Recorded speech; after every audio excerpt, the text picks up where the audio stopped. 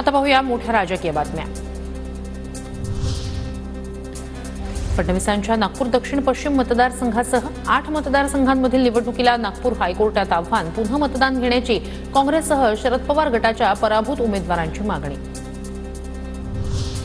परदेश दौऱ्यावरून परतताच अजित पवारांचा पाहणी दौरा। अजित पवारांकडून बारामतीत विकास कामांची पाहणी, प्रशासकीय भवन परिसरात कामाचा घेतला आढावा। अर्जुन खोतकरांच्या विरोधात कैलास गोरंट्याल यांची याचिका, निवडणूक अधिकाऱ्यांच्या निर्णयाविरोधात औरंगाबाद खंडपीठात याचिका। अर्जुन खोतकर यांचा निवडणूक अर्ज रिजेक्ट करण्याची मागणी। माझे विरोधक उमेदवार आहेत, त्यांचा जे फॉर्म होता ते रिजेक्ट झाले पाहिजे, कारण ते फॉर्मेटमध्ये त्यांनी भरलेला नाही। दुसरा, त्यांनी काही विषय लपवण्याचं काम केलेलं आहे, त्याबद्दल मी त्या दिवशी ऑब्जेक्शन घेतलं होतं छाननीमध्ये। 4 तास हेअरिंग झाली आणि 8 तासानंतर त्याचा रिझल्ट आला। तर मला वाटत होतं की समोरच्या पार्टीचा फॉर्म कॅन्सल होईल, इनव्हॉइल होईल, पण तसं न करता कोणाच्या दबावामध्ये घेऊन ते पास झालेला आहे। निश्चितच त्या विरोधात आम्ही कोर्टात गेलो आहे।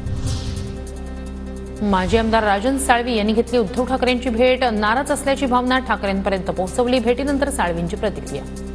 मतदारसंघामध्ये ज्या ज्या घटना घडत होत्या, ज्या ज्या गोष्टी त्या ठिकाणी आमच्या पद्धतीने मला सांगितल्या आणि त्या लोकांच्या भावना मी आज या ठिकाणी माझे मुंबईतले जे संपर्क प्रमुख आहेत त्यांच्या माध्यमातून त्या भावना उद्धव साहेबांपर्यंत पोहोचवलेल्या आहेत। पालकमंत्री पदाचा तिढा प्रजासत्ताक दिनाआधी सुटण्याची शक्यता। जवळपास 80% पालकमंत्री पदांबाबत तिन्ही पक्षांचं एकमत, तर काही पालकमंत्री पदांवरून तिन्ही पक्षांमध्ये रस्सीखेच। येत्या 10 दिवसात भाजपला नवा प्रदेशाध्यक्ष मिळणार। प्रदेशाध्यक्षपदी रवींद्र चव्हाण यांच्या नावावर शिक्कामोर्तब, सूत्रांची माहिती। राम शिंदेंची विधान परिषदेच्या सभापतीपदी वर्णी लागल्यानंतर अहिल्यानगरमध्ये सर्वपक्षीय सत्कार। सत्कारात मात्र भाजपचेच आमदार गैरहजर, चर्चांना उधाण।